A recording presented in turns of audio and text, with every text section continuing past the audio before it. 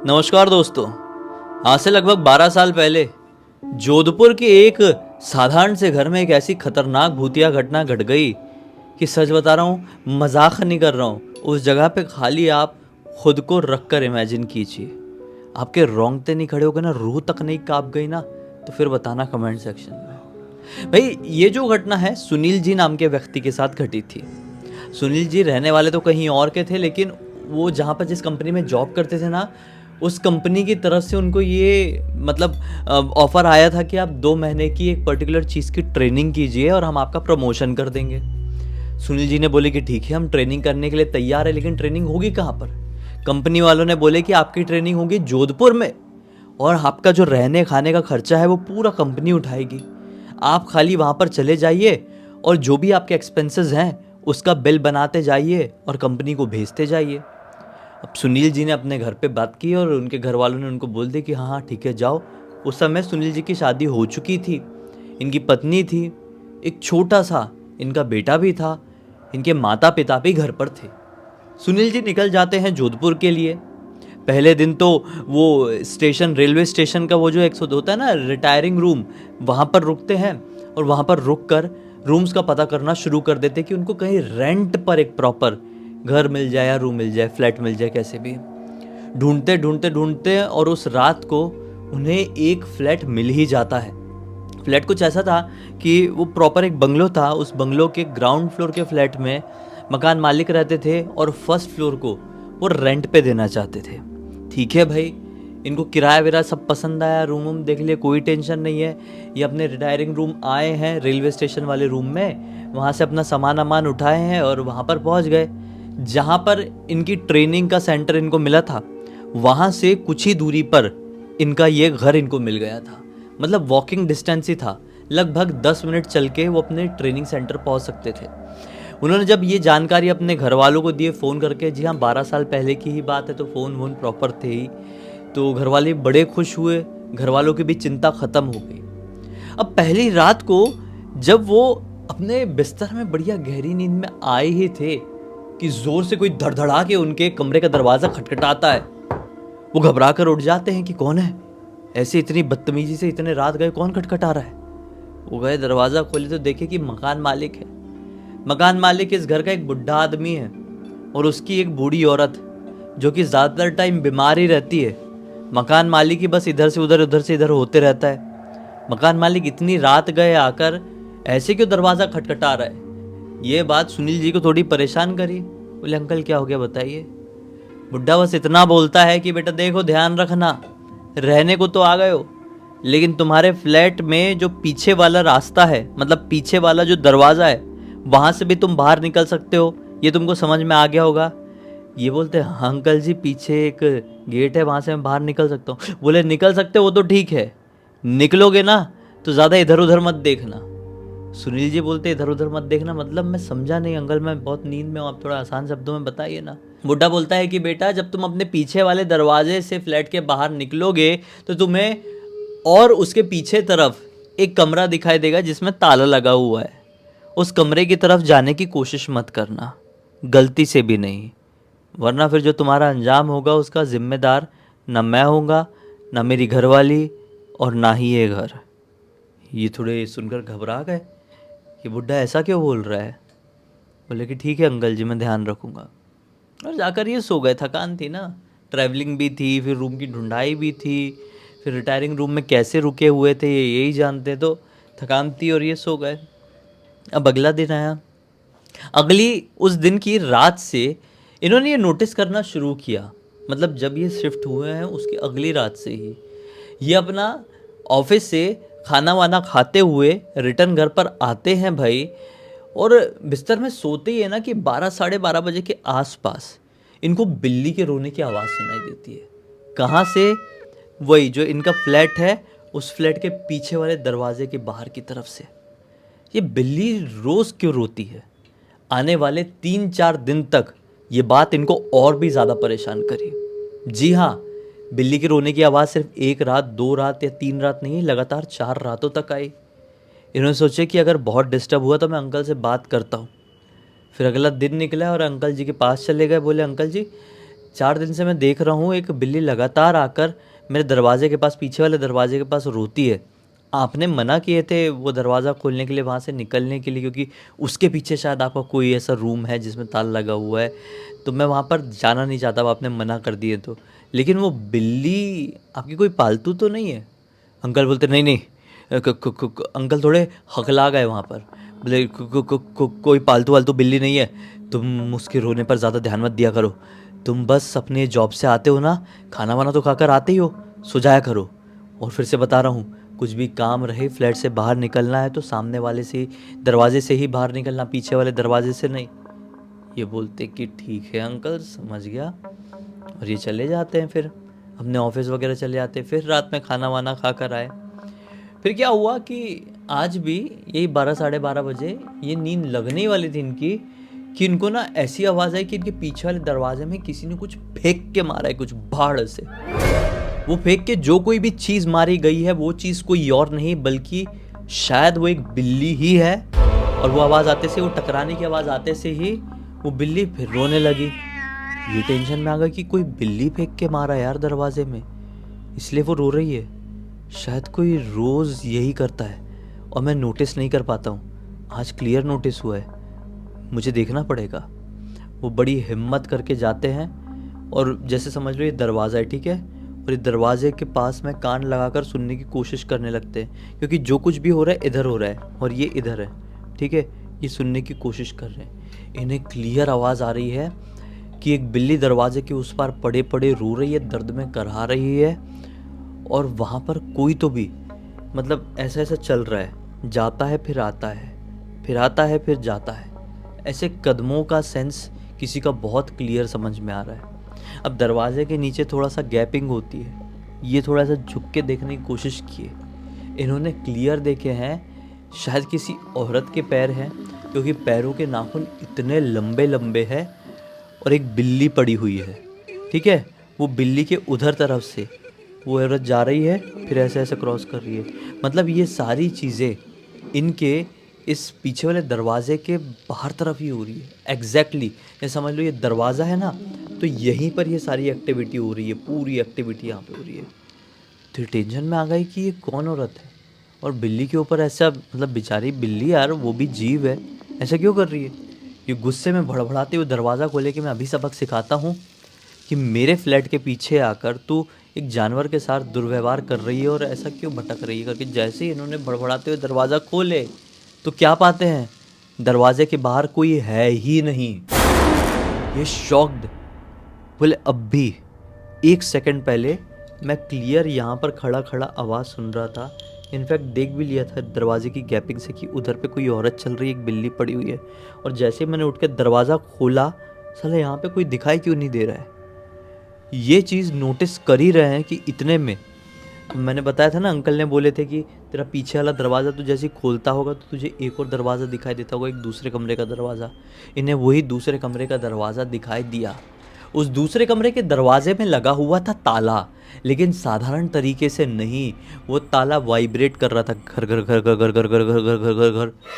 1 second के लिए इनको ऐसा लगा कि भूकंप आ गया क्या, ये ताला ऐसा क्यों हिल रहा है। लेकिन नहीं, ये थोड़ा फील किया और कोई भूकंप नहीं आया था। ये ताला सिर्फ एकमात्र ताला हिल रहा था।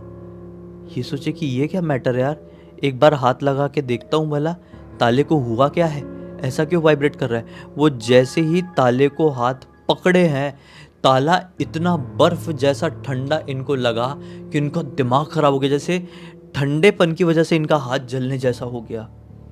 बहुत ज़ोर से घबरा गए, बोले ये असंभव चीज़ है, ये कैसे हो रहा है, इसमें तो साइंस भी फेल पड़ जाए कि एक ताले में इतना ज़्यादा ठंडक कैसे क्रिएट हो गई।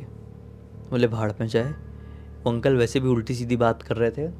मैं जाता हूँ अपने कमरे में, सोने की कोशिश करता हूँ। सोने की कोशिश ही करते रहे वो पूरी रात। पूरी रात उनको नींद नहीं आई। पूरी रात सोचते रहे कि वहाँ पर क्या होगा, उस दरवाजे के पीछे कैसा रहस्य होगा। मुझे वो बिल्ली गैपिंग से दिखाई तो दी थी, लेकिन दरवाजे खोलते से ही वो बिल्ली और रात कहाँ पे गायब हो गई। पूरी रात सोचते रहे, और सुबह सुबह होते होते तक इन्होंने पूरा मूड बना लिया कि चाहे जो हो जाए वो उस कमरे में जाकर एक न एक बार ज़रूर देखेंगे। बस वो उठ के अपने ऑफिस चले गए और इनकी दिनचर्या आने वाले 2-3 दिनों तक बिल्कुल इसी प्रकार की रही। हर रात में, इन 2-3 दिनों की हर रात में इन्हें अपने घर के पीछे से किसी की आवाज़ सुनाई देती। कभी चीखने की, कभी चिल्लाने की, कभी बिल्ली रोने की, कभी दौड़ने की, कभी हंसने की, कभी कूदने की, कभी नाचने की। डेली आवाज़ सुनाई दे रही है। हाँ, और ये आवाज़ कभी आदमी की होती तो कभी औरत की होती। इनको समझ में नहीं आता था। फिर अंकल जी से एक दिन पूछते हैं कि अंकल जी, बहुत कुछ होता है घर के पीछे, कोई चोर वोर तो नहीं है कि धोखे से घुस रहे हो वहाँ पे? अंकल बोले कोई चोर वोर नहीं है, मैं तुमको बोल रहा हूँ कि उस चीज़ में ज़्यादा ध्यान मत दो, और अगर नहीं जम पा रहा है तो चले जाओ, जोधपुर में बहुत सारे घर तुमको किराए पर मिल जाएंगे। ये बोलते हैं ठीक है अंकल, कोई बात नहीं, मैं देख लूँगा। अब अंकल जी से इनकी ये बात करना हुआ ही है। अंकल जी का ठीक अगले दिन एक शादी में जाने का प्लान बन गया। वो अंकल जी अपनी वाइफ जी के साथ एक शादी के लिए निकल रहे थे, और निकलते निकलते उन्होंने फिर से अपने सुनील जी को बोले कि देख बेटा, मैं जा रहा हूँ और पूरे घर में तू अकेला है, थोड़ा ध्यान रखना घर का, और कुछ भी अजीब सी एक्टिविटी समझ में आए तो ज़्यादा टेंशन मत लेना। सुनसान इलाका है ना, सुनसान इलाकों में थोड़ी भी आवाज़ होती है तो पहाड़ के जैसी लगती है, बिना मतलब के चीज़ें हमें डरा सी जाती है। डरने वाली कोई बात नहीं है घर पे, लेकिन पीछे वाले दरवाजे तरफ मत जाना। ये ऐसे बोलने की क्या ज़रूरत थी अंकल जी को? नहीं बोलना था। वो कदम नहीं उठाए होते जो कदम उठाकर वो अब तक रिग्रेट करते हैं। अगर अंकल जी नहीं बोले होते ना तो ठीक है, शायद वो दरवाज़ा नहीं खोले होते। लेकिन अब अंकल जी के गए हुए रात ही हुई है, ठीक है, रात के 12 बजे के आसपास ये फिर अपने बिस्तर में लेटे हुए हैं और सोच ही रहे हैं जाऊं क्या, दरवाज़ा खोलूं क्या, कि नीचे से, यानी जिस फ्लैट में अंकल जी रहते थे, ओनर अंकल जी, उस फ्लैट से इनको गाना गाने की आवाज़ सुनाई दी। ये गाना कोई बंगाली लैंग्वेज में गा रहा था। ये घबरा गए और तुरंत नीचे तरफ गए हैं। अंकल जी के घर में तो ताला लगा हुआ था, लेकिन अंदर कोई बंगाली लैंग्वेज में गाना गा रहा है और घुंघरू पहन के नाच भी रहा है। गाना गाने की आवाज़ कभी औरत की आती तो कभी आदमी की आती। घुंघरू पहन के भी कोई आदमी या औरत ही नाच रहा होगा। इनका दिमाग खराब हो गया। एक रोशनदान था, उस रोशनदान से अंदर देखने की कोशिश की, लेकिन लिटरली इनको कोई भी दिखाई नहीं दिया। ये तुरंत वहाँ से साइड हट के अंकल जी को फ़ोन लगाए। फिर अंकल जी गुस्से में झल्ला गए, बोले तुमको करना क्या है? जो कुछ भी हो रहा है हमारे फ्लैट में हो रहा है ना, तुम ऊपर रहते हो ना, तुम जाओ ऊपर सो, तुम जाओ, बिल्कुल भी डिस्टर्ब मत करो हमको फ़ोन करके, और नीचे क्या हो रहा है क्या नहीं उस पर भी ध्यान मत दो। अब ये समझ गए हैं कि अंकल के अंदर कुछ तो भी झोल झपाटा है, अंकल कुछ तो भी छुपाने की कोशिश कर रहे हैं। ये जाते हैं अपने ऊपर वाले कमरे में, फिर लेटते हैं, फिर सोचते हैं जाऊँ क्या, कि इतने में इतनी ज़ोर से एक औरत चिल्लाती है ना। कहाँ से आवाज़ आती चिल्लाने की? वही इनके ऊपर वाले फ्लैट के पीछे वाले दरवाजे का जो कमरा था, उस कमरे से चिल्लाने की आवाज़ है एक औरत की। और एकदम डर के उठे ही हैं बिस्तर से कि अब एक आदमी की चिल्लाने की आवाज़ आई। चिल्लाने के अंदर से ऐ वाली चिल्लाने के नहीं, ऐसी चिल्लाने की वो कुछ चिल्ला चिल्ला के सुना रहा है बंगाली लैंग्वेज में। फिर से मैं बताऊं, बंगाली लैंग्वेज सुनील जी को नहीं आती थी, राजस्थान के ही रहने वाले थे। आदमी और औरत बंगाली लैंग्वेज में चीख चीख के लड़ रहे हैं। फिर आवाज़ आई कि कोई बिल्ली को फट से पटका है। फिर बिल्ली रोई है। फिर ऐसी आवाज़ आई कि कुछ तो भी टूटा, और पूरी शांत थी। बिल्ली शांत, औरत का चिल्लाना शांत, आदमी का लड़ाई करना शांत। पूरी तरह से शांति छा गई।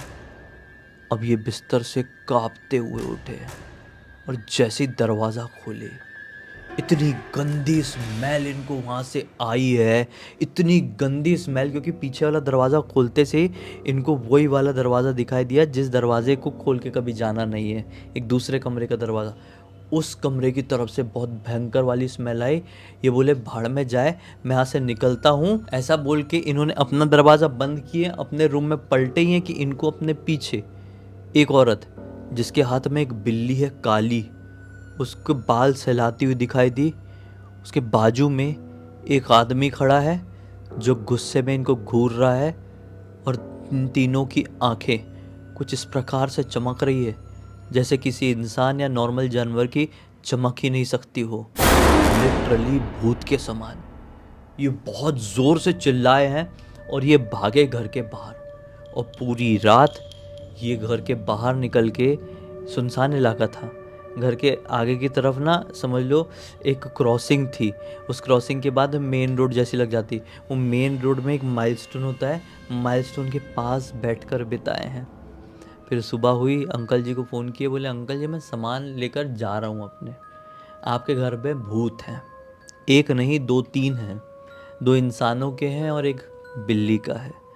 अंकल ने बोले कि ठीक है बेटा, तुम अगर जाना चाहते हो तो चले जाओ, लेकिन मैं 2 दिन बाद आने वाला हूँ, तुम अगर चाहो तो आकर अपना जो डिपॉज़िट है, जो दिए थे वो लेके चले जाना। अभी मैं अपने पास ऑनलाइन वगैरह वाला सिस्टम रखा नहीं हूँ, इंटरनेट बैंकिंग तभी होती थी। ये बोले ठीक है, 2 दिन बाद मिलते हैं। ये सामान उठा के उस समय तो चले गए। 2 दिन बाद दोपहर के वक्त अंकल जी घर पर आए हैं और अंकल जी को फोर्स कर करके पूछे कि अंकल जी क्या सीन था, मैं क्या एक्सपीरियंस कर रहा था।